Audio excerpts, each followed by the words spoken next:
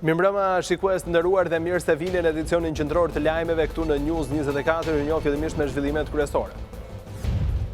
Goditën sistemin Teams, hakerat publikojnë të dhënat dhe emailët e ish kreut të policisë Gledis Nano. Ka plane për eliminimin e Albin Kurtit, një nga emailët dërguar Gledis Nano se informon atë se janë planifikuar 3 vrasje në Kosovë për ta destabilizuar atë. U mbyllën të premten për të rritur sigurinë ndaj sulmeve kibernetike, zyrat e aleat në Tiranë dhe disa qytete të tjera ende nuk punojnë. Bashkohuni t'i bëjmë gjyqin publike e Tiranës, Berisha, inceneratorët, afera më gjigante në Shqipëri, Europë e botë. Kriza e çmimeve, mbi 6.000 student peticion për qeverinë, duam ndihmë financiare ose bojkotojmë mëstimin. Vrasja e 19 vjeçarit në Shkodër, 2 autorët ishin të maskuar e qelluan me breshëri brenda lokalit, dyshohet për hakmarrje.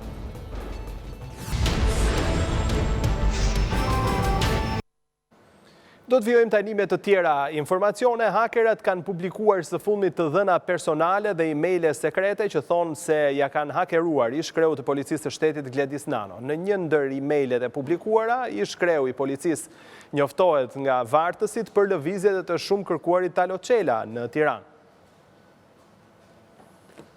Talo Qela, një prej emrave më të lakuar të botës krimit, lëvizte lirshëm në zemër të Tiranës. Të paktën kështu rezulton në një email që është dërguar ish drejtorit të përgjithshëm të policisë së shtetit Gledis Nano, posta sekrete e të cilit është hakeruar dhe është shpërndar nga faqja Homeland Justice. Në emailin dërguar Nanos që u publikua pas hakerimit jepen detajet e lëvizjeve të Talo Qelës në kryeqytet, si dhe personat me cilët ai mbante kontakt.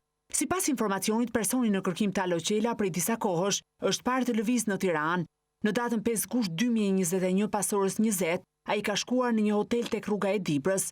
Atje i ka shkuar i shoqëruar nga 3 persona të tjerë të cilët kishin në përdorim një mjet tip Golf ngjyrë gri, kurse vetë u thon me një mjet Audi Q8, ngjyrë blu të errët me targa gjermane, thuhet në email.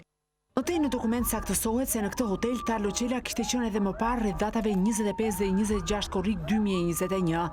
Herën e parë Talo Qela është parë në makinë me një femër dhe një fëmijë, kurse në datën 5 ka qenë vetëm. Thuhet në email, vërtetësia e cilit nuk mund të verifikohet në mënyrë të pavarur.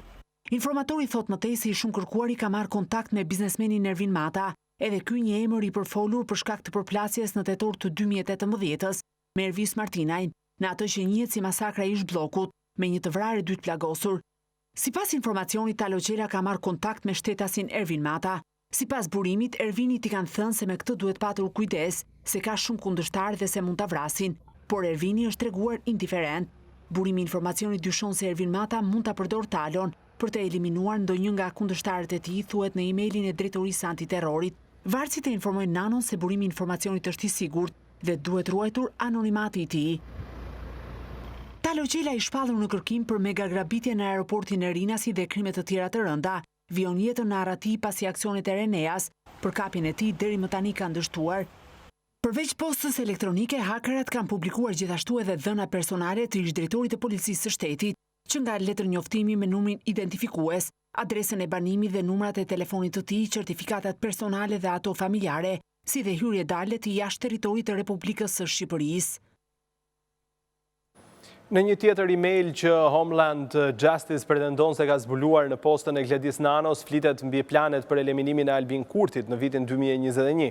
Njësia antiterrorit e informon ish drejtorin e policisë se janë planifikuar 3 vrasje në Kosovë për ta destabilizuar atë. Zyra e shtypit e kryeministrit të Kosovës konfirmoi se ky i fundit ishte në dieni. Njësia kundër terrorizmit në Kosovë zbuloi në 2021 një plan për të ekzekutuar kryeministrin e Kosovës Albin Kurti. Vrasja do të kryhej nga një shtetas i Shqipërisë, i trajnuar për përdorimin e snajperave dhe armëve, me qëllim destabilizimin e Kosovës. Kështu rezulton në një email të publikuar nga Homeland Justice, grupi i hakerave që pretendon se emaili është dërguar Gledis Nanos. Përveç Albin Kurtit, në email thuhet se në listë për t'u vrarë kanë qenë Ismet Haxha, ish antari i Shërbimit Informativ të Kosovës, i afërm i Kadri Veselit dhe Xhavit Haliti, antari i Partisë Demokratike të Kosovës, deputet dhe ish nënkryetari i parlamentit. Referuar informacioneve të njësisë kundër terrorizmit, objektivi i parë do të ishte Ismet Haxha, ndërkohë një muaj më pas thuhet se do të vritej Xhavit Haliti, që të dukej gjithçka si hakmarrje mes tyre. Pas tyre do të vritej kryeministri Albin Kurti për të destabilizuar Kosovën. Mes të tjerash raportohet se këto 3 vrasje do të kryeshin në 4 muajt e ardhshëm. Personi që do të kryente atentatin thuhet se është prej Kodra me shtetësi shqiptare, i cili sikurse përshkruhet në dokument ka aftësi të mira në përdorimin e snajperave. Prej Kodra dyshohet se është përfshirë në disa vrasje në Kosovë dhe Maltëzi, po ashtu ka dyshime se personi në fjalë i dyshuar për këto akte jeton në Shkodër, ndërsa vepron në Tropoj, Ferizaj dhe Deçan të Kosovës. Sipas policisë shqiptare, Kodra është hetuar për vrasje me paramendim dhe mbajtje pa leje të armëve të gjaut. Ai u shpall në kërkim në vitin 2016, ndërsa pas kontrolleve në banesë u gjetën 2 armë gjaut dhe 90 fishek. Në shtator të vitit të kaluar u pezullua urdhri i kërkimit, ndërsa konsiderohet si person me rrezikshmëri të lartë. Në lidhje me vërtetësinë e këtyre emaileve nuk ka asnjë reagim as nga ish-drejtori i përgjithshëm i policisë së shtetit Gledis Nano, po as nga institucionet ligjzbatuese shqiptare. Vërtetësia e emailit nuk mund të verifikohet në mënyrë të pavarur.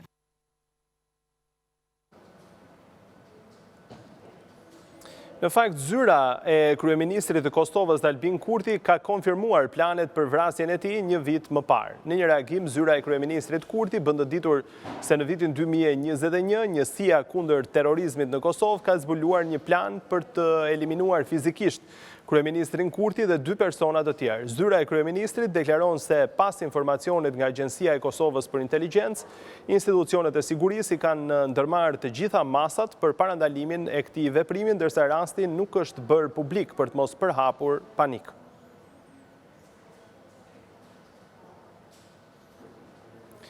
Qytetarët kanë hasur sërish në radhë dhe pritet të gjata në zyrat e aleat në të gjithë vendin pasi shërbimi vijon të jetë i ndërprerë që prej të premtes. Drejtoria e gjendjes civile njoftoi të premten se do të ndalonte shërbimet për të rritur nivelin e sigurisë ndaj sulmeve kibernetike, por me sa duket koha nuk mjaftoi dhe sistemi në zyra ende nuk funksionon. Shërbimi për dokumentet biometrike, pasaporta apo karta identiteti në zyrat e aleatit vijon të jetë i ndërprerë që prej së premtes. Kjo situatë erdhi pasi Drejtoria e Përgjithshme e Gjendjes Civile njoftoi se do të ndalonte shërbimet për të rritur nivelin e sigurisë ndaj sulmeve kibernetike, por duket se premtja nuk mjaftoi për rritjen e nivelit të sigurisë. Pasi edhe këtë të hënë pas fundjavës, zyrat e aleatit në Tiranë dhe disa qytete nuk funksiononin. Qytetarët më kot kanë qëndruar në radhë sepse nuk kanë mundur të aplikojnë përmjet identiteti. Edhe në Tiranë, zyrat e aleat nuk janë duke ofruar shërbimin e tyre. Sipas punonjësve së kësaj zyre, shkak është bërë mos funksionimi i sistemit të gjendjes civile. Nuk punon gjendja civile ku jam regjistruar unë. Si ju autorizuan, do të vini prapë ditë tjetër? Do vim prapë, po. Ç'të bëj?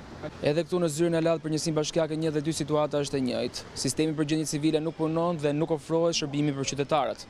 Mungesa e sistemit qysh prej orëve të para të kësaj të hëne ka bërë që qytetarët fjerak të sorollaten në dyert e aleat për të aplikuar për pasaport biometrike dhe kartë identiteti. Probleme me sistemin ka edhe në polici si dhe në drejtoritë të tjera në qytetin e Fierit dhe jo vetëm. Po na vërdallisin jo një ditë sot, jo nesër për sistemin, tani ne s'kemi ç'a bëjmë tani. Ne kemi halle, kemi probleme, kemi çdo gjë të zgjidhet kjo problem, por nuk e di si mund të zgjidhet ky problem.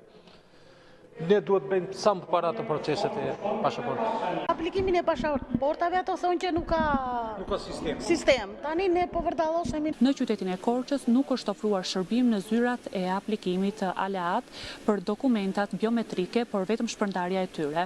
Në këtë situatë, gjendja civile nuk mund të lëshojë asnjë certifikat personale ose familjare, nuk mund të regjistrojë lindje ose vdekje dhe nuk mund të bëjë aplikime të reja për pasaporta ose karta identiteti. Sipas punojësve të zyrave aleat, këtë të hënë, ndërprerja e sistemit ka vijuar për 2 orë, ndërsa për vetë qytetarët, pritet kanë qenë të gjata që prej së premtes. Po ka gati 1 orë, po qatë presin edhe presin gjysmore, më shumë spritet. Po këta na thanë që s'ka sistem. S'ka internet. Po presim se unë jam për Tiranë, duhet t'i Tiranë. Më duhet për punë e shpirës për pallati për tërmetit.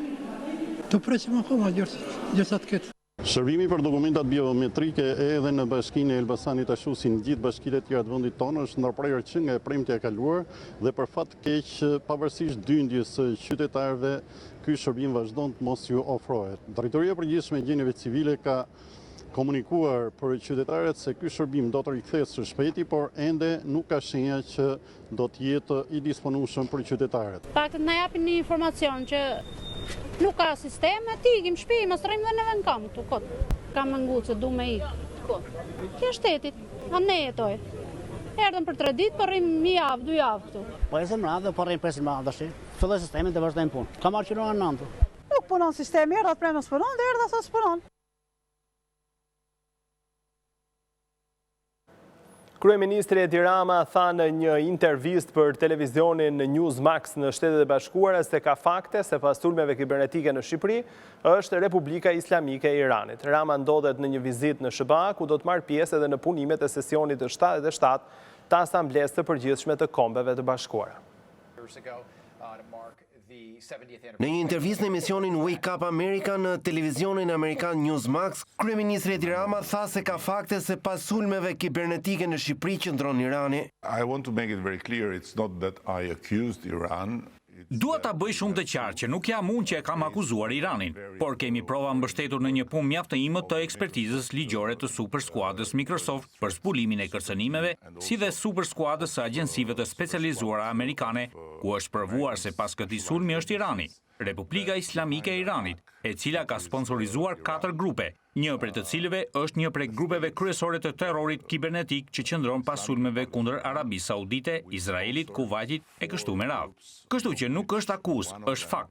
Nga ana tjetër, kuptuam që ishte koha për të ndërprerë çdo lloj marrëdhënie me këtë regjim, sepse aktualisht nuk mund të lejonim më që ambasada të vazhdonte të ishte në mes të kryeqytetit dhe të punonte si qendër operative për të dëmtuar vendin tonë.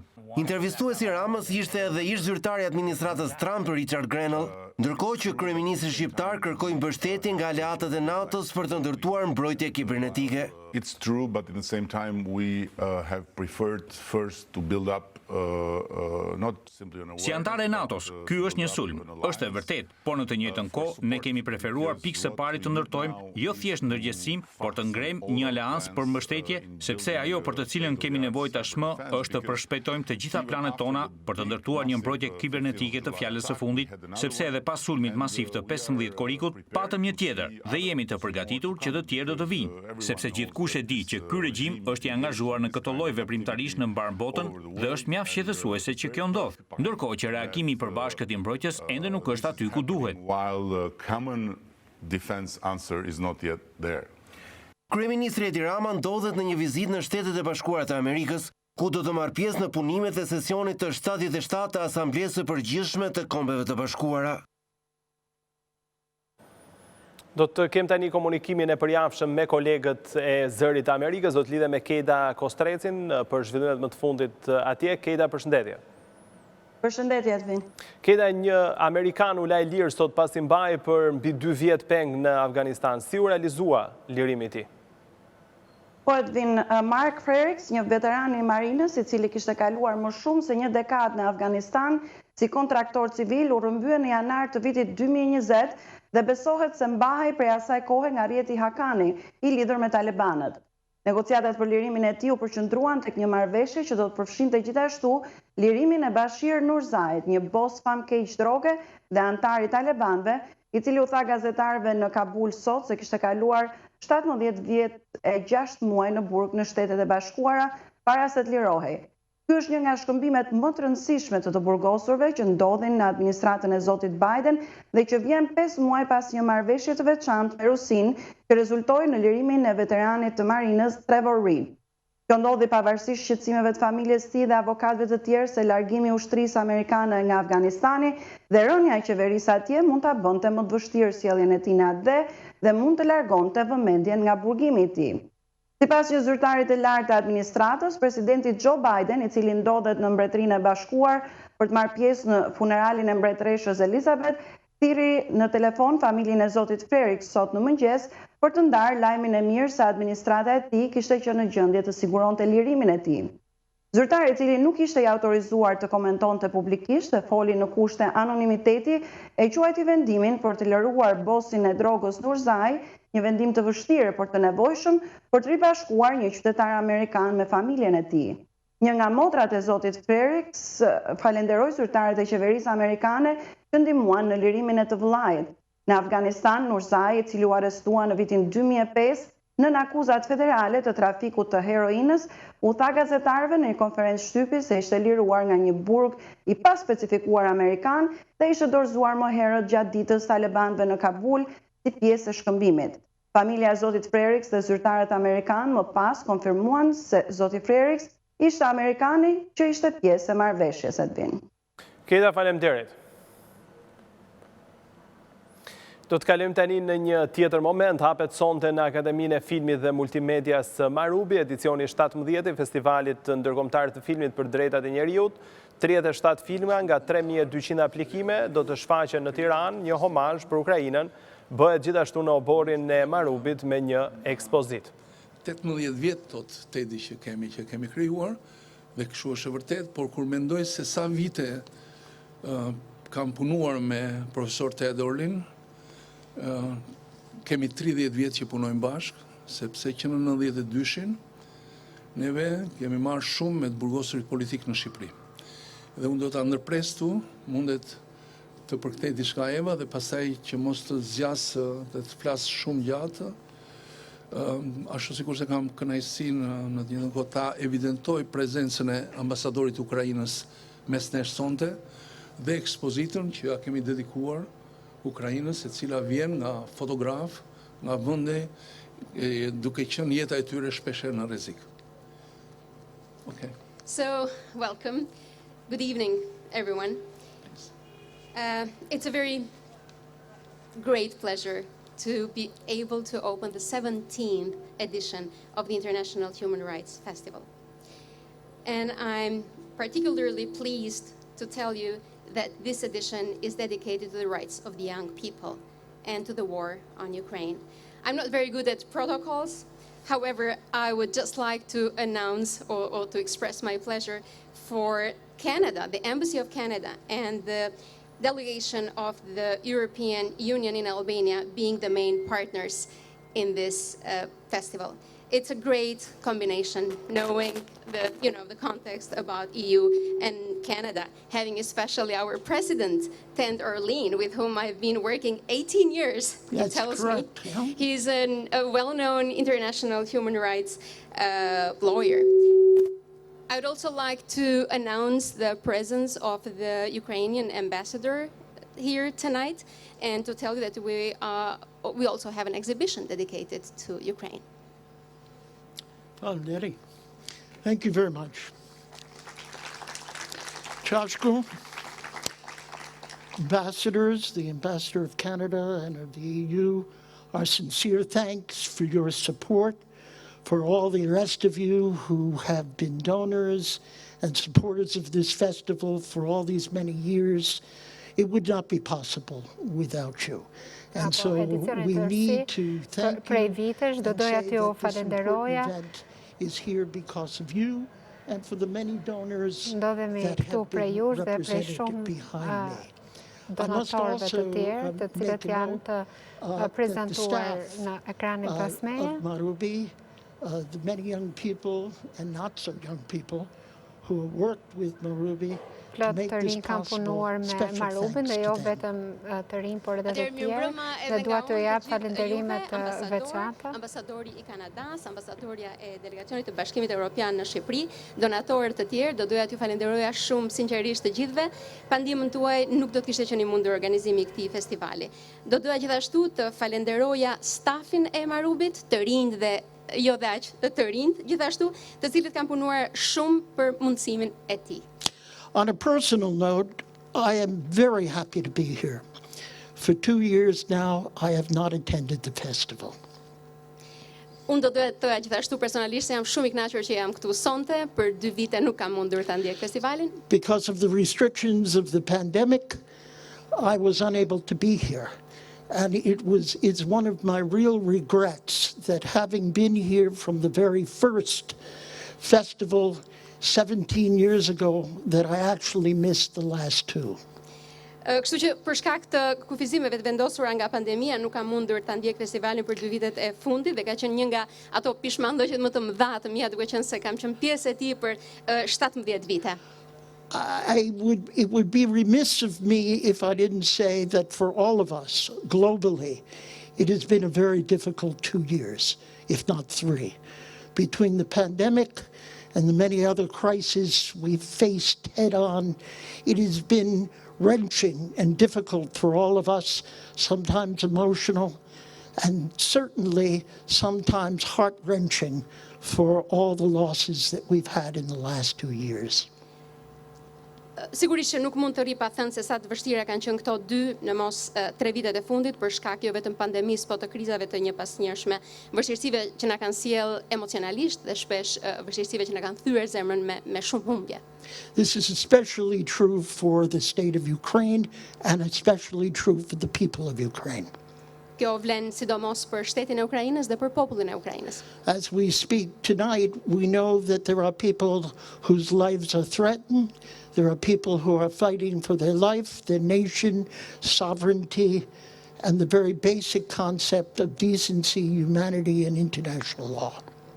Dhe tashmë, teksa ne flasim, duhet të dimë që ka njerëz të shumtë të cilëve u kërcënohet jeta bashkë me të drejtat bazë të tyre, integritetin, lirinë. My heart goes out to the people of Ukraine. My mother actually was born in Ukraine. Zemra ime është atje në Ukrainë, ime më në fakt ka lindur atje. I have taught there and I have had many students in Ukraine.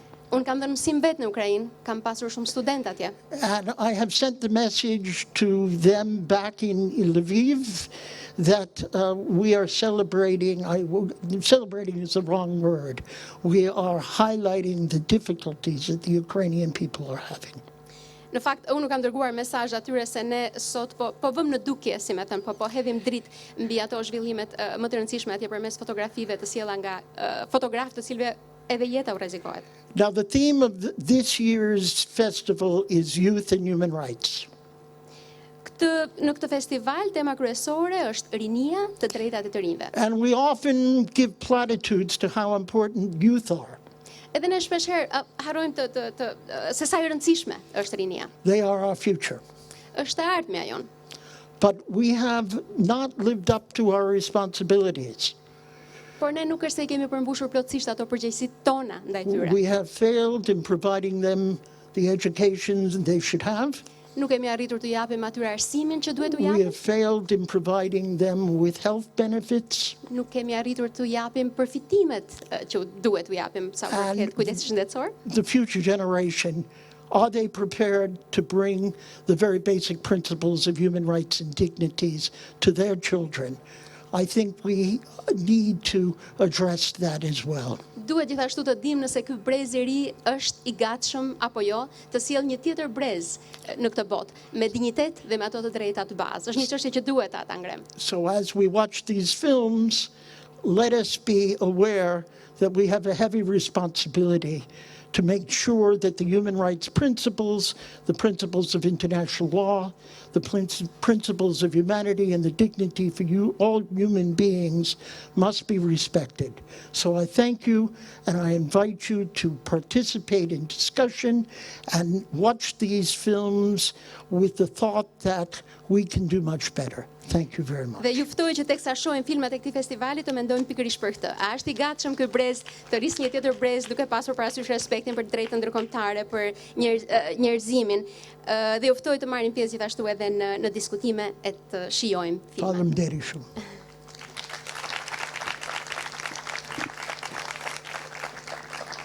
Tani kam kënaqësinë që të ftoj ambasadoren e Kanadas, shkëlqësinë e saj Elise Goldberg. Ju lutem. The Ambassador of Canada, Elise Goldberg.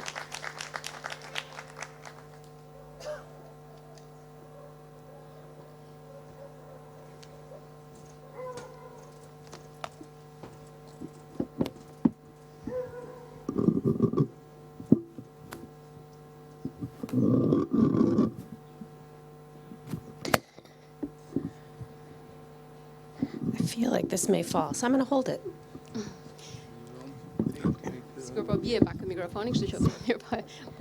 Much better, thank you. Excellencies, distinguished representatives, Minister, Professor Orlin, Executive Director Kashku, festival organizers, ladies and gentlemen, the remarkable crew that has organized such a wonderful setting for this evening. It's my great pleasure to be here on behalf of the Government of Canada. Bonsoir à tous et à toutes. Je suis vraiment content et heureux de soyez ici ce soir. Et quel plaisir d'être parmi vous dans un contexte si important pour un festival qui est si important. Canada is truly honored to be the 2022 festival patron. Atëherë të nderuar shkëlqyesi, të nderuar ministrat, të nderuar profesor Orlin, të nderuar zoti Çashku, të nderuar organizator të këtij festivali, të nderuar staf punonjës që kanë përgatitur këtë vend të mrekullueshëm të festivalit. Un kam kënaqësinë e madhe të jem këtu bashkë me ju si përfaqësuese e qeverisë së Kanadas.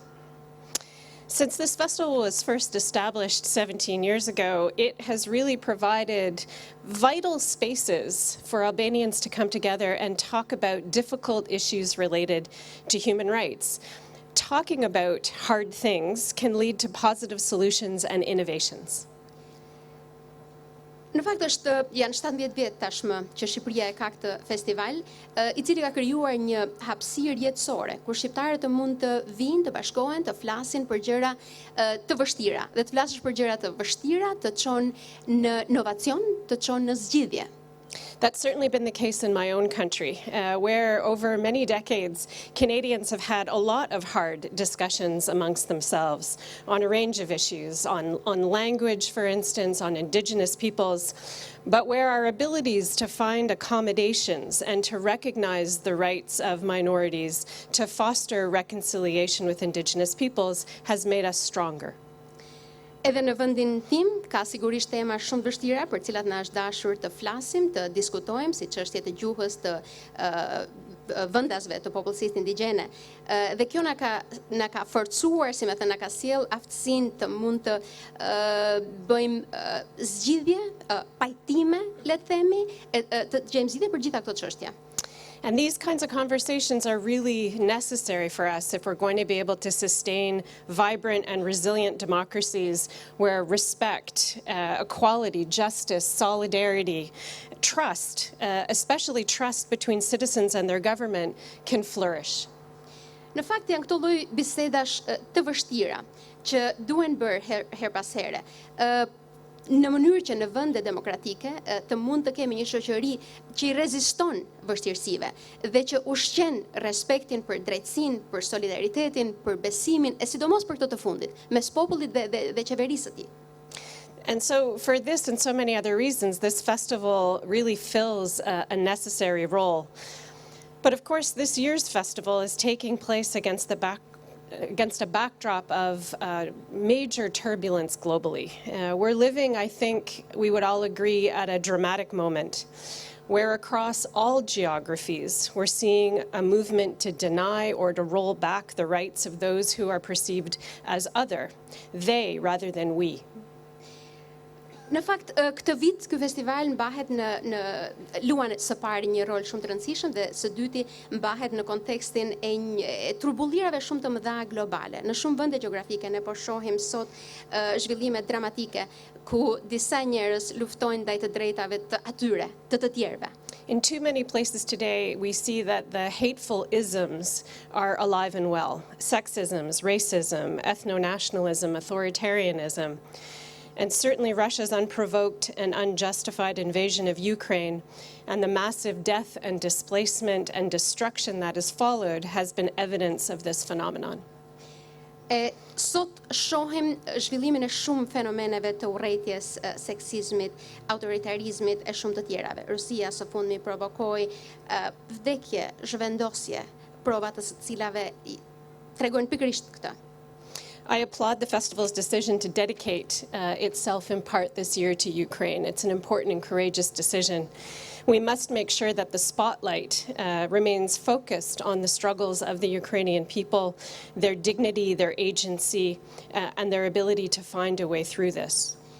Mua më vjen mirë që ky festivali ka kushtuar pjesërisht ka kushtuar një pjesë të tij pikërisht luftës ndaj Ukrainës dhe shpresoj që vëmendja të mbetet mbi të dhe shpresoj që populli i Ukrainës përmes kësaj betejë të mund të arrijë të gjejë dinjitetin dhe një zgjidhje. And as Professor Orlin, I think, so eloquently said, we also must make sure that we continue to foster accountability for violations of international human rights and humanitarian law that are being perpetrated, while also pressing for good faith diplomacy that brings an end to President Putin's terrible war of choice.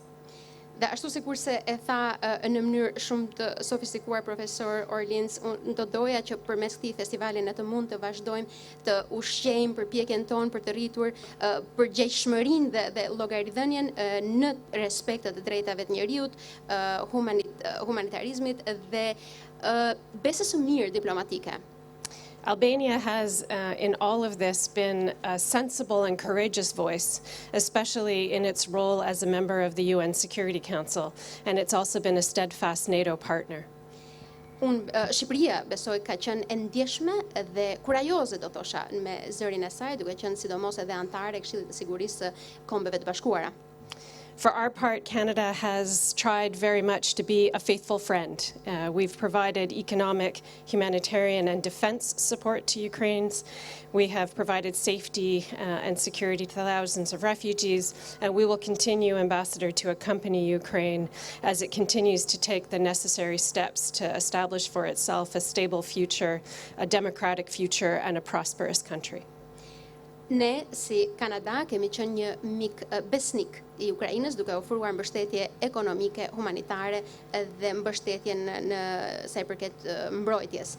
Dhe ne do të vazhdojmë, zoti ambasador, ta mbështesim Ukrainën në rrugën e saj për të gjetur një të ardhme stabil.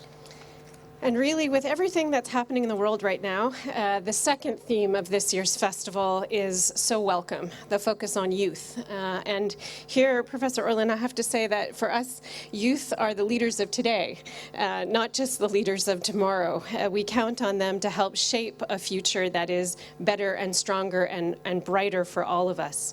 In Canada, 1/3 of the population is under the age of 24, and I can assure you that they are making sure that their voice is heard. They want a future where all ethnic backgrounds, races, religions, sexual orientations, and gender identities can be celebrated. Dhe mua më vjen mirë gjithashtu që pjesa tjetër e festivalit I kushtohet të rinjve, që është gjithashtu një temë shumë e mirëpritur. Unë do thosha profesor Orlin se ardhmja nuk të rinjt nuk janë lideri së ardhmes, por në fakt janë lideri edhe I së sotmes. Ne besojmë shumë tek ata që ata të mund të formsojnë një të ardhme edhe më të ndritur për gjithë ne. Në Kanada, rreth 1/3 e popullsisë është nën moshën 34 vjeç dhe ata vërtet përpiqen shumë, bëjnë të pamundurën që zëri I tyre të dëgjohet dhe që të mund të festojmë gjitha vlerat tona. And at almost 1/4 of the population, Albanian youth are also a force for positive change. Enabled by the Albanian constitution and the law on youth that enshrines their rights, they have a remarkable platform to be able to drive policy changes in the years ahead. Gjithashtu, të rinjt shqiptar, një e katërt atyre ka një platformë shumë të mirë për të ngritur zërin e tyre, bazuar në ligjin për të rinjt, në kushtetutën shqiptare, për një të ardhme më të mirë përpara. And I fully expect that in the medium term, Albanian officials, both now and tomorrow, as we look at the fact that the city of Tirana, for instance, is the 2022 European Youth Capital, but also the opportunities as the government pursues the road towards EU accession, will look at fostering opportunities for intergenerational dialogue and really harness the energy and the ideas of youth today. Unë gjithashtu shpresoj që në një plan afatmesëm zyrtarët shqiptarë të bëjnë ç'është e mundur për të bërë më shumë se sa shpalljen e Tiranës, qytetit të rinjve për 2022-shin, të mund të shfrytëzojnë çdo mundësi që do t'u jepet sigurisht sidomos në rrugën e antarësimit në Bashkimin Evropian për një të ardhme më të mirë dhe për një dialog më të fortë mes brezash.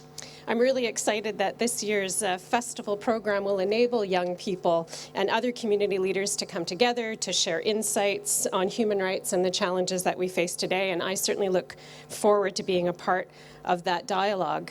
Honestly, it's one of the things I've always appreciated about being a Canadian diplomat. It's that search for positive solutions with our partners, that's always been at the core of what we try to achieve, and that human rights has always been at the core of our foreign policy as well, its protection and its promotion.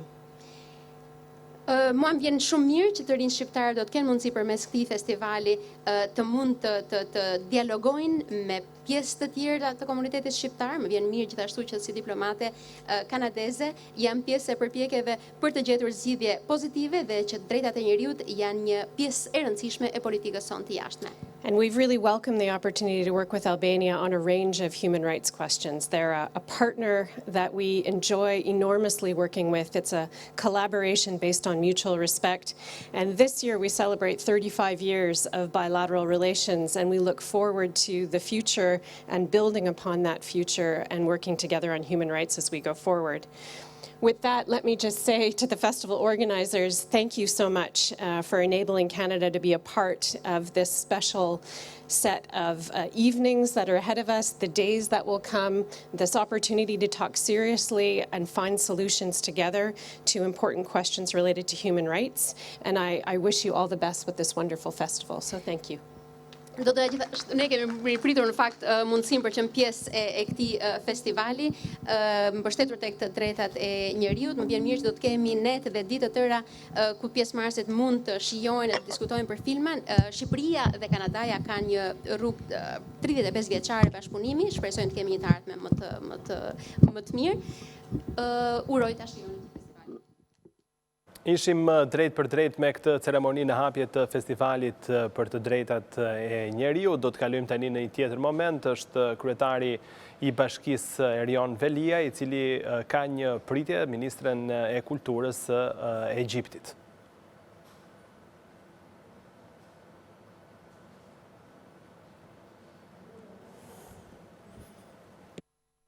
Ne jemi rritur që të vegjël me historit nga misiri, edhe se si lëvizja jonë kombëtare, lëvizja jonë për pavarësi, rilindasit tanë kanë pashur një bazë të diasporës në Kairo, në Aleksandri, kështu që ne jemi rritur gjithë me fascinimin, jo vetëm për kulturën e jashtëzakonshme të Egjiptit, pasurinë botërore që Egjipti përfaqëson nga piramidat e faraonët, por dhe për faktin që një pjesë e historisë tonë është lidhur me vendin tuaj. Ndaj dhe është një kënaqësi e jashtëzakonshme që pas vizitës kryeministit Rama me presidentin Sisi në Egjipt, ju jeni një zyrtarë që vini dhe kam përshtypjen që sinjalizojmë një fillim të ri të raporteve tona. Ndaj dhe më vjen mirë që bashkë me Elvën, ministren tonë të kulturës, ne kemi bërë çka mundemi për të mbështetur javën egjiptiane të kulturës. Ndaj dhe jam shumë i lumtur sot që do të kemi një bashkëpunim mes dy orkestrave tona të Shqipërisë dhe të Egjiptit sot në opera, edhe mezi pres që gjithë qytetarët në bashkohen në këto aktivitete,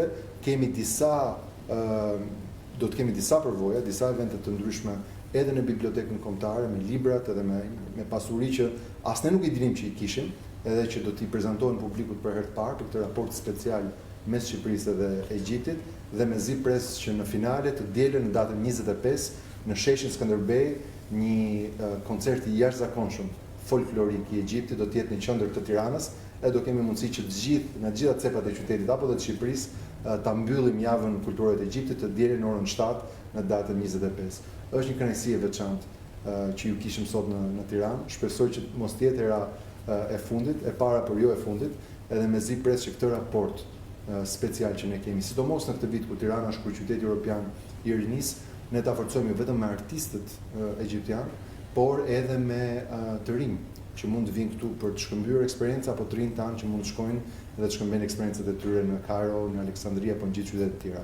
Është një lajm i shkëlqyer që ne kemi marrëdhënie fantastike në turizëm, edhe fakti që çdo javë 5-6 avion çojnë shqiptarët në Egjipt dhe 5-6 avion sjellin turistë nga Egjipti në Tiranë dhe në Shqipëri, është një lajm fantastik. Raportet mes zyrtarëve janë shumë të rëndësishme, por raportet mes njerëzve janë akoma më speciale. Kështu që mezi pres që traditën e mirë që kemi nisur me turizmin, që po e vazhdojmë tani me kulturën, ta fuqizojmë edhe më shumë në marrëdhëniet tona ekonomike dhe tregtare. Jemi shumë afër për të qenë kaq larg. Duhet jemi edhe më afër në fushat e shkëmbimit madrave, siç thatë ju mollët e Shqipërisë preferohen Egjipt, ashtu si dhe lëkura që vjen nga Egjipti në fakt furnizon kryesisht kompanitë e mëdha të këpucëve që prodhojnë për tregun italian dhe më tej. Kështu që jemi lidhur në më shumë fije se ç'mendojmë, edhe mezi pres që këto lidhje të bëhen më të forta.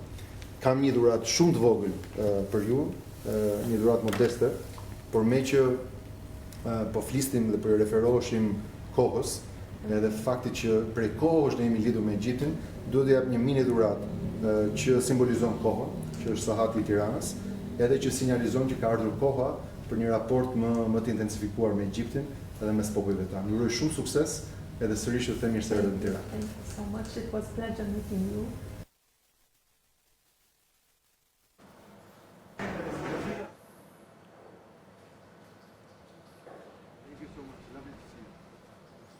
Dojshëm takimin e kryetarit të Bashkisë të Tiranës Veliaj me Ministren e Kulturës e Egjiptit.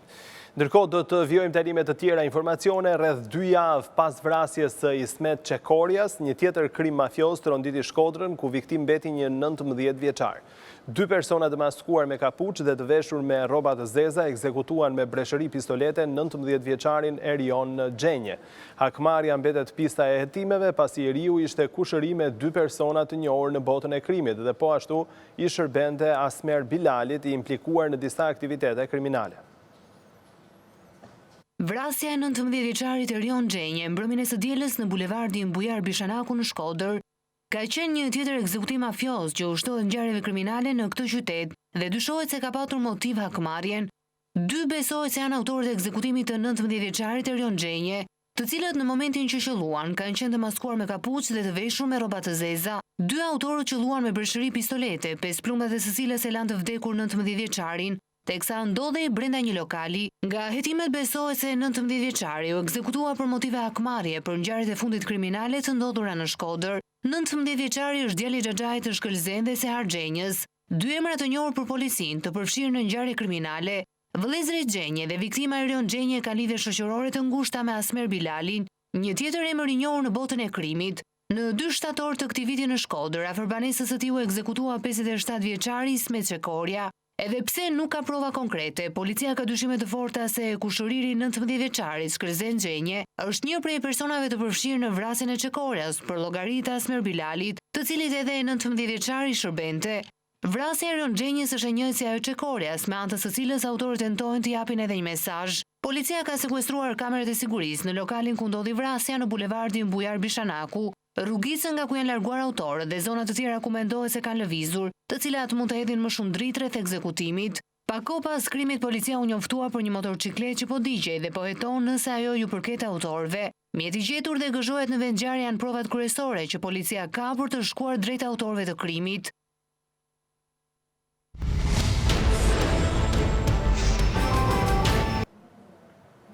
Komisioni Qendror i Zgjedhjeve po punon për ngritjen e një sistemi të ri digjital për deklarimin dhe kontrollin e financave të partive politike. Sipas komisionerit shtetror të zgjedhjeve Ilirian Celibashi, digitalizimi është një mënyrë efikase e kontrollit të shpenzimit të parave nga partitë politike.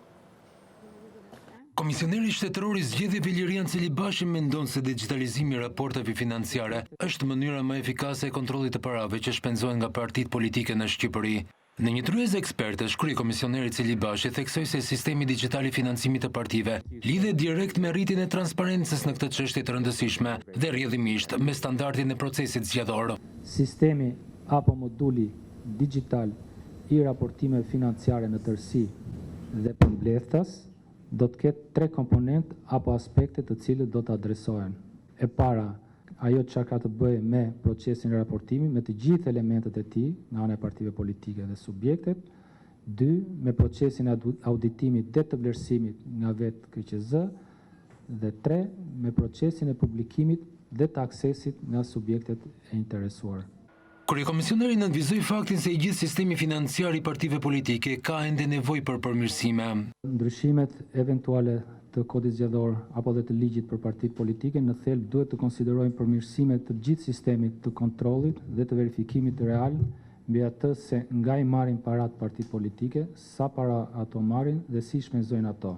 Këto si për aktivitetin e tyre periodik politik vjetor, po ashtu edhe për fushatat zgjedhore. Ekspertët e Komisionit Qendror të Zgjedhjeve po punojnë për të dizenjuar terma teknik dhe rrjedhën logjike të procesit të raportimit financiar, të kontrollit dhe auditit të publikimeve të dhënave.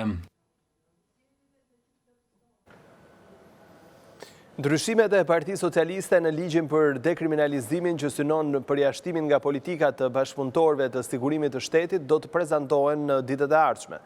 Kreu i grupit socialist Auland Balla e konsideroi nismën shumë të rëndësishme. Në ditët e ardhshme Partia Socialiste do të prezantojë nismën ligjore, e cila synon përjashtimin nga politika aktive të gjithë personave të cilët kanë qenë bashkëpunëtor ose kanë përfituar nga sigurimi i shtetit gjatë diktaturës komuniste. Kreu i grupit parlamentar socialist Auland Balla deklaroi se juristët e Partisë Socialiste janë drejt përfundimit të projektligjit dhe se më pas do e depozitojnë atë në kuvend. Besoj që në ditën vijim do të kemi dhe propozime të tjera konkrete që kanë të bëjnë me atë që e kemi identifikuar si paketa despionizimit në kuptimin e nevojës urgjente që ka politika shqiptare, po jo vetëm, edhe institucionet të tjera për të pastruar nga ish bashkëpunëtorët e sigurimit të shtetit. Shefi i deputetëve socialist pas mbledhjes së grupit parlamentar konsideroi të rëndësishme rregullimet ligjore për financimin e partive politike. Qëllimi është eliminimi i financimeve ruse tek subjektet politike shqiptare. Duhet më shumë transparencë në çështje që lidhen me financimin e partive politike dhe në çështjen që lidhen me financimin e fushatave zgjedhore. Rasti i bërë publik është një rast alarmi, është një zile alarmi. Kreu i grupit socialist përsëriti qëndrimin se harta aktuale administrative territoriale me 61 bashki dhe 12 qarqe do të mbetet e paprekur. Kreu i Partisë Demokratike ka qenë mjaft i ashpër me SPAK, të cilin e ka akuzuar për pengim të hetimit të aferës së inceneratorëve. Sipas Sali Berishës, inceneratorët janë në ndërmarrje kriminale e Ramës që shërbejnë për t'u grabitur parat shqiptarëve. Sali Berisha e qua një ndërmarrje kriminale aferën e inceneratorëve, së cilës sipas tij nuk mund t'i bëjë asgjë as drejtësia e re.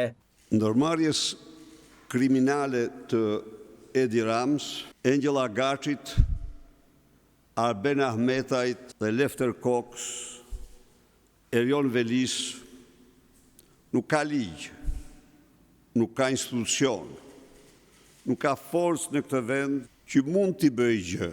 Ish-kryeministri thotë se inceneratorët po u marrin çdo ditë edhe më shumë para shqiptarëve, duke i çuar ato në xhepat e pushtetarëve të korruptuar. Në qoftë se gjerësot pagesat e prapambetura për kompanit e tjera shqiptare që kanë bërë punimet dhe nuk kanë marrë shumën që u takon, ka kaluar në 120 milion euro për vitin. Kompania e Edi Ramës, Angela Gachit, Arben Ahmeti dhe Erion Velis ka marrë rreth 40 milion euro gjatë këtij viti pa kryer asnjë punim. Kreu i PD deklaron se SPAK-u, që sipas tij është nën kontrollin e Edi Ramës, po pengon hetimet dhe po mbulon aferat e qeverisë socialiste. Skapi i partisë po përdoret si një instrument për hetime fake, për të mbuluar vazhdimin e krimit monstruoz. Skapi i partisë de facto është bërë mburoj kryesor e vazhdimit të vjedhjes së shqiptarëve nga Edi Rama, Arben Ahmetaj, Angela Gaci dhe Erion Veliaj me sipërmarrjen e tyre. Autoriteti i SPAK sipas Berishës është i pakufishëm, por përgjegjësit e aferës nuk vijnë para drejtësisë, pasi ky institucion i rëndësishëm i shërben totalisht qeverisjes së Edi Ramës. Skapi i partisë ka të gjitha autoritetin ligjor të vendosë para ligjit, jo vetëm të konfiskojë totalisht pronën e krimit, jo vetëm të vendosë para ligjit pronar të vërtet saj qeveritar, por të vendosë para ligjit dhe ata nën punës. Ata qeveritar që nuk ushtojnë kontrollin administrativ mbi këtë ndërmarrje që janë shtruar në një grop gjigande të zezë dhe përpin djersën, mundin, parat e taks paguesve shqiptarë. Berisha u bëri thirrje qytetarëve që Ramës, Ahmetajt, Velierit dhe Agaçit të bëjnë gjyqin publik, në një kohë kur ai penal nuk e bën detyrën siç duhet. Partia Demokratike ka bërë një tjetër padinë kushtetuese, këtë herë Partia Demokratike ka kërkuar shfuqizdimin e bordit të ushqimeve, që sipas deputetit Dashnor Sula ka varfëruar qytetarët. Pas nismës së parë, ku depozitua një kërkesë për shfuqizimin e bordit të transparencës për karburantet, grupi parlamentar i Partisë Demokratike ka bërë një lëvizje tjetër. Deputetët Dashnor Sula dhe Bledjon Allbati kanë depozituar në kushtetuese kërkesën e radhës të grupit parlamentar të Partisë Demokratike për të shfuqizuar bordin e përcaktimit të produkteve ushqimore. Deputeti Dashnor Sula tha se qeveria i ka kthyer në ditë dimri të gjitha ditët e verës, duke shtuar se qytetarët shqiptar kanë paguar çmime të larta.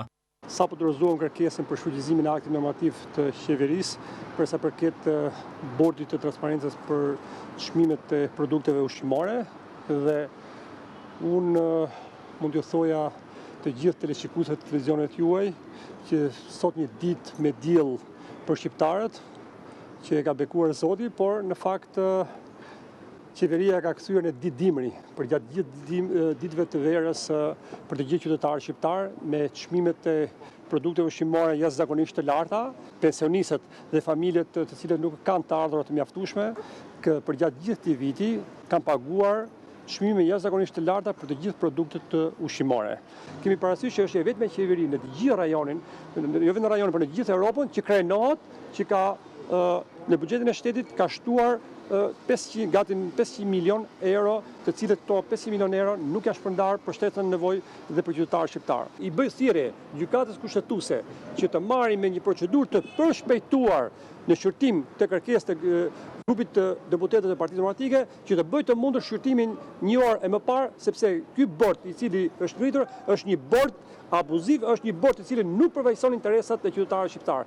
Pak ditë më parë, në kushtetuese deputetët e grupit parlamentar të Partisë Demokratike dorëzuan kërkesën për shfuqizimin e bordit të transparencës për karburantet si dhe 2 ligjeve të miratuara për këtë çështje. Kreu i Partisë së Lirisë Ilir Meta mbështet propozimin e Konfindustrisë shqiptare për rritjen e fashës së konsumit të energjisë elektrike, mbi të cilin do të zbatohet pagesa me çmimet e tregut ndërkombëtar për familjarët. Meta shkrua në Facebook se propozimi për vendosjen e kësaj fashe nga 800 kV në 1200 kV në muaj është plotësisht i drejtë, pasi sipas tij me fashën e vendosur nga qeveria preken financiarisht dhe në mënyrë të konsiderueshme rreth 90.000 deri në 130.000 familje shqiptare. Kryesisht ato të shtresës së mesme. Në kushtet e rritjes së çmimeve të naftës, produkteve të shportës dhe çdo shërbimi është e pavend të rëndohen edhe më tej buxhetet familjare, shkruan Meta, duke shtuar se është koha për të mbështetur familjet shqiptare dhe jo për t'i zhvatur ato me para që përfundojnë për inceneratorët, koncensionet dhe tenderat sekret. Konfindustria e kërkon ekzekutivit të rishikojë vendimin për fashën e energjisë në mënyrë që kufiri të jetë jo më pak se 1200 kV në muaj nga 800 kV që është paralajmëruar.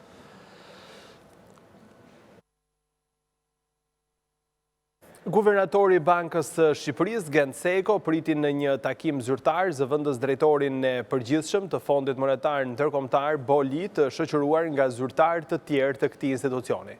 Sipas njoftimit të Bankës së Shqipërisë, guvernatori Seko vlerësoi marrëdhëniet e shkëlqyera të bashkëpunimit midis Bankës së Shqipërisë dhe Fondit Monetar Ndërkombëtar. Gjatë takimit, guvernatori i Bankës së Shqipërisë, Seko, nënvizoi se pavarësisht indikatorëve aktual, ekonomia shqiptare do të bëjë hapa rimëkëmbje. Ambienti i jashtëm vazhdon të mbetet sfidues. Megjithatë, guvernatori parashtroi se ekonomia shqiptare pritet të shënojë rritje në vitin 2022 e mëtej, duke dëshmuar gjerësinë dhe soliditetin e burimeve të rritjes, qëndrueshmërinë dhe mbështetjen e sektorit financiar, si edhe fleksibilitetin e sektorit privat. Sa i përket sistemit bankar, Banka e Shqipërisë thekson se vitet e fundit ky sistem ka patur një konsolidim të mëtejshëm, karakterizuar nga tregues të qëndrueshëm financiar dhe likuiditet i bollshëm për të mbështetur zhvillimin e vendit. Abuzimi me çmimin e naftës po shkakton falimentimin e biznesit të peshkimit në Durrës. Peshkatarët e Durrësit kërkojnë rimbursim të plot të flotës së peshkimit, pasi sipas tyre 3 kompanitë që i furnizojnë me karburant e shesin naftën me çmim mbi mesataren e lejuar nga bordi. Peshkatarët e Durrësit kanë denoncuar atë që e konsiderojnë abuzim në kurrizë të tyre me çmimin e naftës.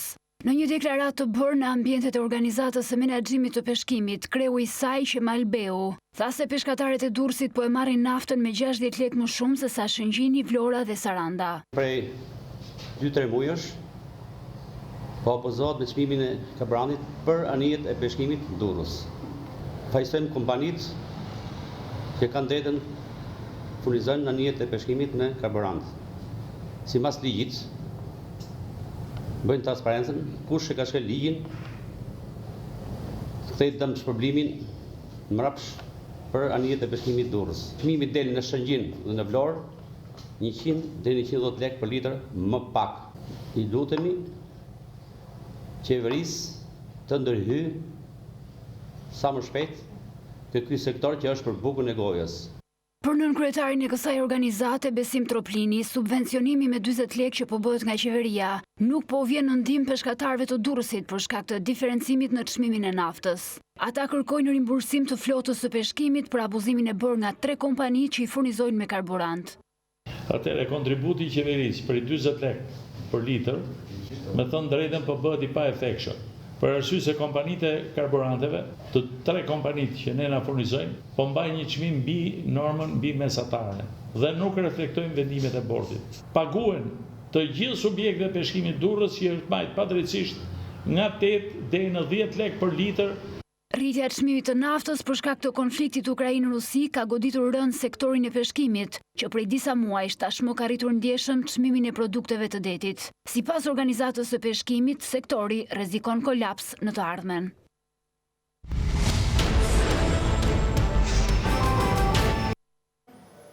Një përfaqësi studentësh ka dorëzuar në kryeministri një peticion me 6.000 firma. Studentët kërkojnë që qeveria t'u jap 100 euro në muaj për të përballuar kohën e studimit. Në të kundërt, ata paralajmëruan bojkotim të procesit mësimor dhe protesta.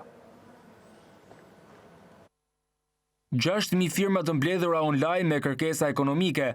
Ky ishte peticioni që studentët e të gjitha universiteteve të Shqipërisë dorëzuan në kryeministri për kreun e qeverisë Edi Rama.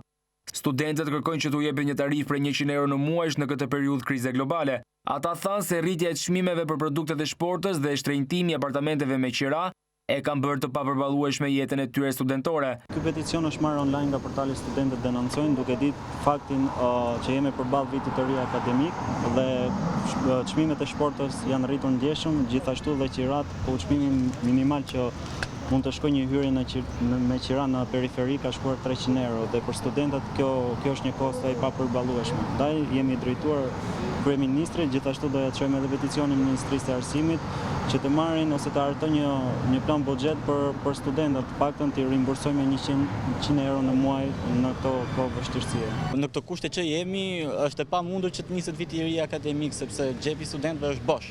Por me sforcë, siç ka ndodhur gjithmonë, e kemi përballuar qoftë edhe me 2 punë, qoftë edhe me 1 punë, qoftë edhe me punë part-time. Ky vit po bëhet akoma edhe më problematik me rritjen e çmimeve të apartamenteve, me rritjen e aksesit rritjen e çmimeve që studentët kanë aksese në vende shkollore, me rritjen e ushqimeve të shportës.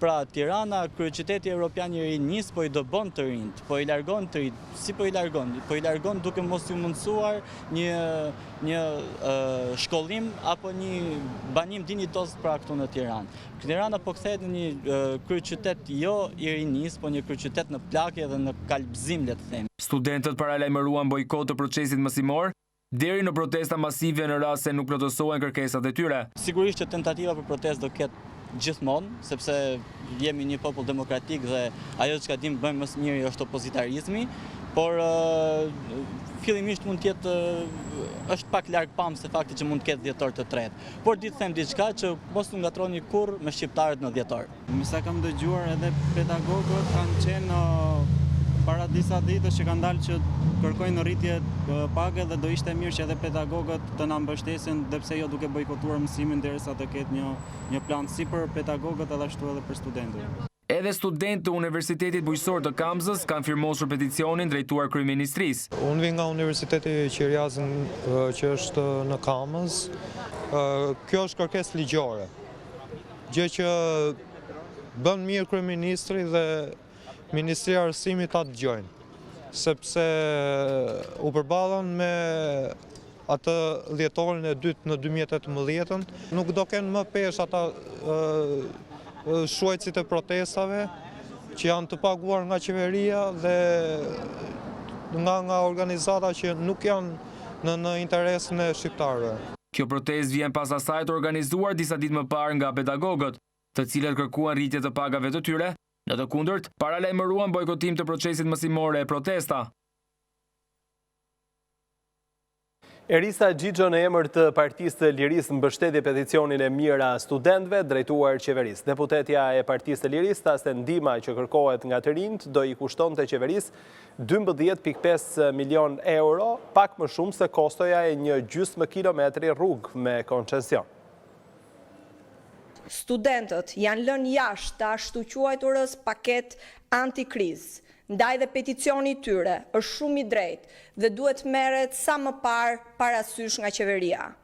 12.5 milion euro do t'i kushtonte qeverisë plotësimi i kërkesës së drejtë të tyre, pak më shumë se kostoja e një gjysmë kilometri rrugë me koncesion. Kjo qeveri, që i detyron shqiptarët të nxjerrin nga xhepi çdo ditë 80.000 euro vetëm për bandën e incineratorëve, nuk i paska 100 euro në muaj për 124.000 student të vendit. Nuk u jep dot atyre as sa ju jep qeveria e Kosovës, e cila ju ka dhënë studentëve 100 euro në muaj. Kjo qeveri që ka mbledhur plot 400 milion euro vetëm fal rritjes së çmimit, nuk paska mundësi të mbështes studentët në këtë fillim viti, ndërsa ata përballen me qirat e rritura dhe koston e shtrentuar të jetesës. Deputetja demokrate Albana Vokshi akuzon qeverinë Rama se ka dështuar plotësisht me programin e rindërtimit të shkollave. Nga Ministria e Arsimit, Vokshi tha se një problematik ende e pasditur është mëstimi me 2 turne, çka i detyron prindrit shpeshherë të braktisin punën.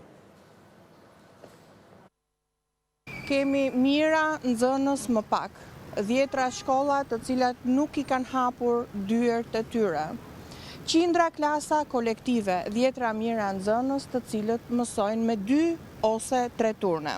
Programi i rindërtimit të shkollave është një dështim spektakolar i kësaj qeverie.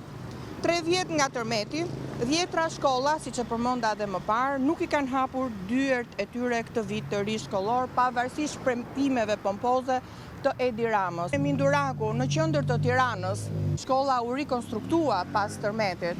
Sot është marrë vendimi që kjo shkollë të shëmbet. Pra, për 3 vite, nxënësit dhe mësuesit kanë shkuar në një shkollë që ka qenë e pasigurt, që kishte rrezik shembjeje, apo sot shëmbet për një aferë të caktuar, ashtu sikurse edhe banorët rreth shkollës dyshojnë që shëmbja e shkollës ka lidhje me ndërtimin e një pallati ngjitur me shkollën. Në Durrës 21 shkolla nuk i kanë hapur dyert e tyre, shkolla që janë shëmbur ose nuk e kanë nisur ndërtimin fare. Një qeveri që vjedh, që nuk investon në rritjen e cilësisë së arsimit të fëmijëve shqiptar, nuk e meriton që të qëndrojë as edhe një ditë në këmbë.